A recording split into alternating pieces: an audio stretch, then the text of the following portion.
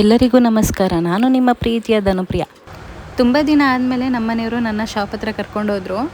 ಅಂದರೆ ಅವರೇನು ಬೇಕಂತ ಕರ್ಕೊಂಡೋಗಿರಲಿಲ್ಲ, ಆನ್ ದಿ ವೇ ಹೋಗಬೇಕಿತ್ತು ಎಲ್ಲೋ. ಹಂಗಾಗಿ ಸರಿ ಪೂಜೆ ಮಾಡ್ಕೊಂಡು ಹಂಗೆ ಓಡೋಣ ಅಂತ ಅಂದ್ಬಿಟ್ಟು ಹೇಳಿದ್ರು. ಏಕೆಂದರೆ ವಾರ ಇತ್ತಲ್ವ, ಅದಕ್ಕೇ ಸರಿ ಅಂತ ನಾನು ಪೂಜೆ ಮಾಡ್ಕೊತೀನಿ, ನೀವು ಹೋಗ್ಬಿಟ್ಟು ಬನ್ನಿ, ನಿಮ್ಮ ಕೆಲಸ ಮುಗಿಸ್ಕೊಂಬನ್ನಿ ಅಂತ ಹೇಳಿದೆ. ಅದಕ್ಕೆ ಅವ್ರು ರೆಡಿಯಾಗಿ ಹೊರಡ್ತಿದ್ರು. ಅವರು ಬರೋ ಅಷ್ಟರಲ್ಲಿ ನಾನು ಪೂಜೆ ಮುಗಿಸಿ ಅಲ್ಲಿಂದ ನಾವು ಸೀದಾ ಹೊರಟ್ವಿ. ಎಲ್ಲಿಗೆ ಹೋಗ್ತಿದ್ದೀವಿ ಏನು ಅಂತ ಅಂದ್ಬಿಟ್ಟು ಫುಲ್ ವೀಡಿಯೋ ನೋಡಿ ನಿಮಗೆ ಗೊತ್ತಾಗುತ್ತೆ. ನಾವು ಹೋಗೋ ಅಷ್ಟರಲ್ಲಿ ರೂಪ ಮತ್ತು ಪೃಥ್ವಿ ಅವರು ಇಬ್ಬರು ಬಂದಿದ್ದರು.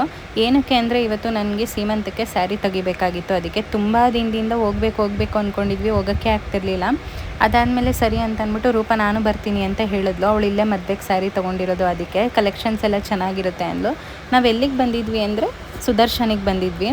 ನಿಜವಾಗ್ಲೂ ತುಂಬಾ ಚೆನ್ನಾಗಿತ್ತು ಕಲೆಕ್ಷನ್ಸು. ಯಾಕೆ ಅಂದರೆ ನಾನು ನೋಡಿದ್ದೆ 2-3 ಸೀರೆ ನೋಡಿದೆ.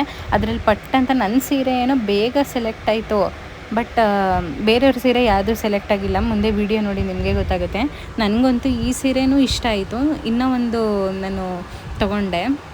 ಯಾವ ಸೀರೆ ತೊಗೊಂಡೆ, ಏನೇನು ತೊಗೊಂಡೆ ಅಂತ ಅಂದ್ಬಿಟ್ಟು ತೋರಿಸ್ತೀನಿ. ಫುಲ್ ವಿಡಿಯೋ ಸ್ಕಿಪ್ ಮಾಡಿದೆ ನೋಡಿ. ತುಂಬಾ ಚೆನ್ನಾಗಿತ್ತು ಕಲೆಕ್ಷನ್ಸು ಮಾತ್ರ.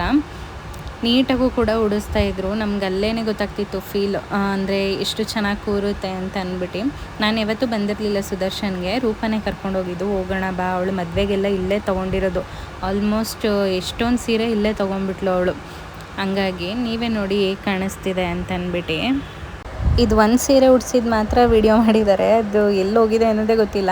ಅದಾದಮೇಲೆ ನಮ್ಮನೆಯವ್ರಿಗೂ ಕೂಡ ಬಟ್ಟೆ ತೆಗಿಯೋಕ್ಕೆ ಅಂತ ಅಂದ್ಬಿಟ್ಟು ಹೋದ್ವಿ. ಸ್ವಲ್ಪ ಅದು ಇದು ತೊಗೊಂಡು ಆಮೇಲೆ ಕಾಫಿ ಕುಡಿಯೋಣ. ಸ್ವಲ್ಪ ಸುಸ್ತಾಗಿತ್ತು ಅಲ್ಲಿ ನಿಂತು ಸುಮಾರು ನಾವು ಒಂದು 5-6 ಅವರ್ ಅಲ್ಲೇ ಟೈಮ್ ಸ್ಪೆಂಡ್ ಮಾಡಿದ್ದೀವಿ. ಮತ್ತೆ ಪುನಃ ಅಲ್ಲಿ ಹೋಗಿ ಕಾಫಿ ಎಲ್ಲ ಕುಡ್ಕೊಂಡು ಸ್ವಲ್ಪ ರೆಸ್ಟ್ ಮಾಡಿಬಿಟ್ಟು ಮತ್ತೆ ಪುನಃ ನಮ್ಮ ಅಮ್ಮಂಗೂ ಮತ್ತು ನಮ್ಮ ಅತ್ತೆಗೂ ಇಬ್ರಿಗೂ ಸೀರೆ ತೆಗಿಯೋಣ ಅಂತ ಅಂದ್ಬಿಟ್ಟು ಹೋದ್ವಿ. ನಿಜವಾಗ್ಲೂ ನೀವು ನಂಬ್ತಿರೋ ಬಿಡ್ತಿರೋ, ನನ್ನದು ಸೀರೆ ಎಷ್ಟು ಬೇಗ ಸೆಲೆಕ್ಟ್ ಆಯಿತು ಅಂದರೆ ಒಂದು 10 ಮಿನಿಟ್ಸ್ 20 ಮಿನಿಟ್ಸಲ್ಲೆಲ್ಲ ಸೆಲೆಕ್ಟ್ ಆಯಿತು. ನಮ್ಮ ಅತ್ತೆದು ನಮ್ಮ ಅಮ್ಮನ ಸೀರೆ ಮಾತ್ರ ಸೆಲೆಕ್ಟೇ ಆಗಲಿಲ್ಲ ಬೇಗ. ಆಮೇಲೆ ನಾನು ಸರಿ ಅಂತ ಅಂದ್ಬಿಟ್ಟು ಫಸ್ಟ್ ಯಾವ್ದು ನೋಡಿದ್ನೋ ಅದನ್ನೇ ತೊಗೊಂಡೆ. ಏನೇನು ತೊಗೊಂಡೆ, ಯಾವ್ದು ಥರ ತೊಗೊಂಡಿದ್ದೀನಿ ಅಂತ ಮನೆಗೆ ಹೋಗಿ ತೋರಿಸ್ತೀನಿ ನಿಮಗೆ. ಯಾಕೆಂದರೆ ಇಲ್ಲಿ ವೀಡಿಯೋ ಮಾಡೋಕ್ಕಾಗಲಿಲ್ಲ.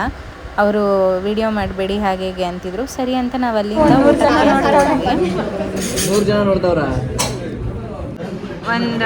ಒಂದೊಂದರಲ್ಲಿ ಒಂದೊಂದು ಥರ ನೋಡ್ತಿದ್ದಾರೆ.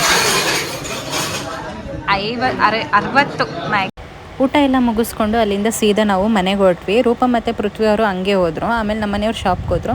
ಇದು ನಮ್ಮ ಮನೆಯವ್ರ ಬಟ್ಟೆ. ಅದಾದಮೇಲೆ ನಾನು ಇದೊಂದು ಚೂಡಿದಾರ್ ತೊಗೊಂಡೆ. ಇದು ಅಲ್ಲಿ ಕೂಪನ್ ಕೊಡ್ತಾರೆ ಒಂದಷ್ಟು ಮೇಲೆ ಪರ್ಚೇಸ್ ಮಾಡಿದ್ರೆ ಅಂತ ಅಂದ್ಬಿಟ್ಟು. ಅದಾದಮೇಲೆ ಇದು ಸ್ಯಾರಿ ತೊಗೊಂಡೆ. ಇದೇ ನಂದು ಸೀಮಂತದ ಸ್ಯಾರಿ. ನಿಜವಾಗ್ಲೂ ಎಷ್ಟು ಚೆನ್ನಾಗಿದೆ ಅಂದರೆ ಅಷ್ಟು ಚೆನ್ನಾಗಿದೆ. ನನಗಂತೂ ಸಿಕ್ಕಾಪಟ್ಟೆ ಇಷ್ಟ ಆಯಿತು. ನೋಡಿದ ಕೂಡಲೇ ಇಷ್ಟ ಆಗಿದೆ ಇದು. ಹಂಗಾಗಿ ಇದು 11,000 ಏನೋ ಇತ್ತು, 10,000 ಏನೋ ಕೊಟ್ವಿ. 10.5 ಏನೋ ಇತ್ತು. ಇದು ಅಮ್ಮ ನನಗೆ ಅಂತ ಕೊಡಿಸಿದ ಸೀರೆ.